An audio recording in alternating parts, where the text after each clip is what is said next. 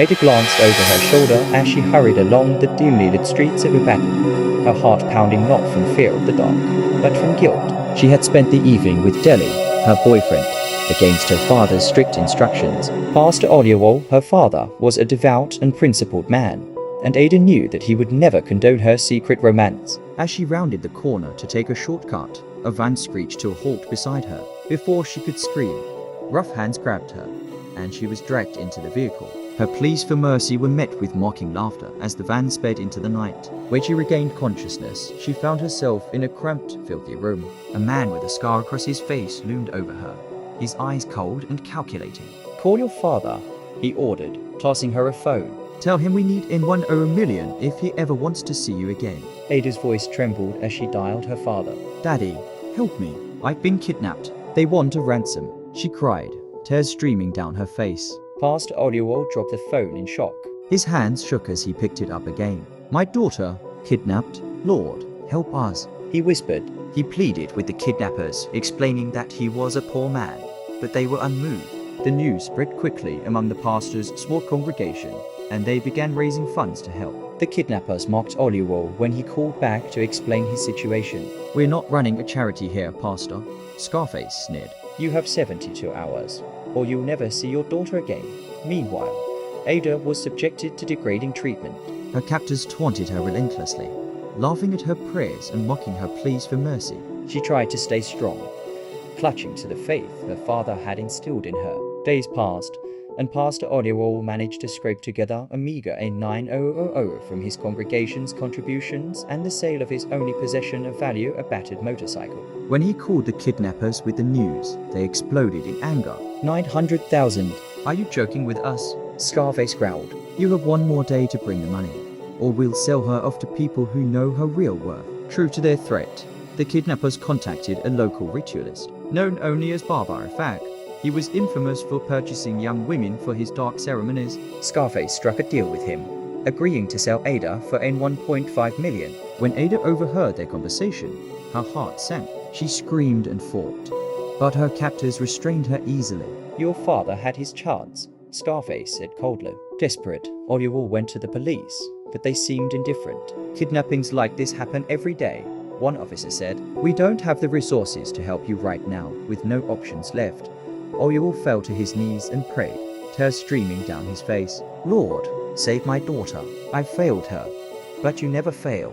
Ada was dragged into a decrepit shrine surrounded by ominous chants. Baba Ifak studied her with a predatory gaze, nodding approvingly. "She is perfect," he said. Ada's mind raced. She remembered the stories her father had told her about miracles and deliverance. She prayed silently, hoping against hope for a way out. But her captors were too many, and her strength was failing. Baba Ifak handed over the payment, and Scarface's gang prepared to leave. Ada's cries echoed through the shrine as she realized her fate. Unaware of the latest development, Oluwole finally raised a $9,000 and called the kidnappers. "Please, I have the money now," he said. Scarface laughed bitterly. "You're too late, Pastor. Your daughter is gone."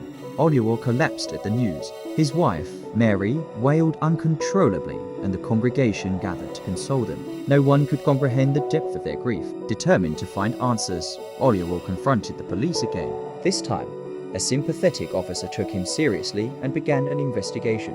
But leads were scarce, and time was running out. Meanwhile, Ada's final moments were marked by courage. As Baba Ifak prepared for the ritual, she sang hymns, her voice trembling but defiant.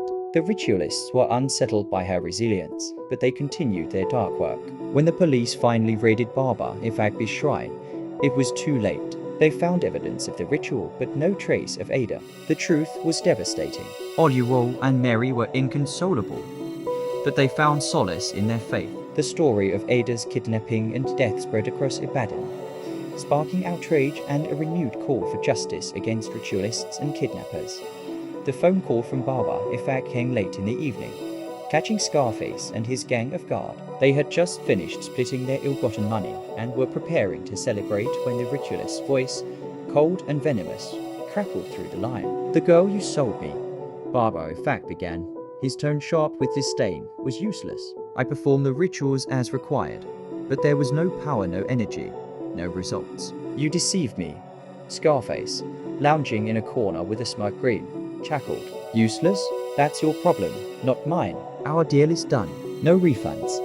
But Baba, in fact, was not a man to be trifled with. You think this is a game? He hissed. Return in 1 million or I'll show you the price of betrayal. Scarface's laughter grew louder. You think we're scared of you, old man? You've got your rituals. We've got our guns. Do your worst.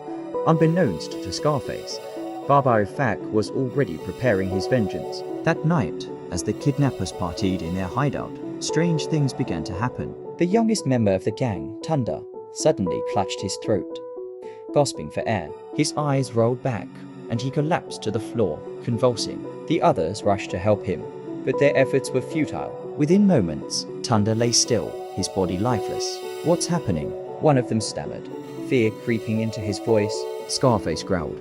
It's nothing. Probably something he ate. Stay focused. But as the hours passed, the atmosphere grew oppressive. Shadows danced on the walls, moving unnaturally, and a bone-chilling cold seeped into the room despite the humid night.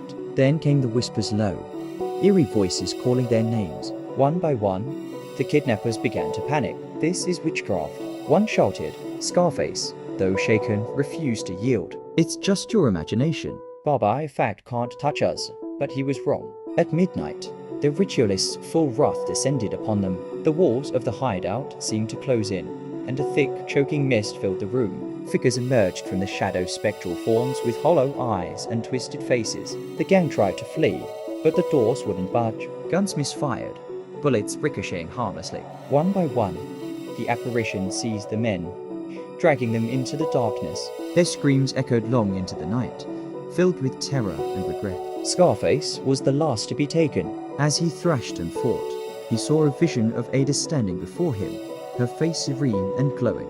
Her lips moved in silent prayer, and her eyes were filled with sorrow, not anger. You brought this on yourself. A voice whispered whether it was hers or his conscience. He could not tell. When the police finally raided the hideout, they found it abandoned, save for Scarface's phone, lying in a pool of blood. The gang had vanished without a trace. Back in his shrine, Baba in fact smirked as he completed his final incantation. The ritual was complete not for Ada, but for vengeance. He had used the kidnappers as sacrifices, and their fates were sealed. In Ibadan, life continued.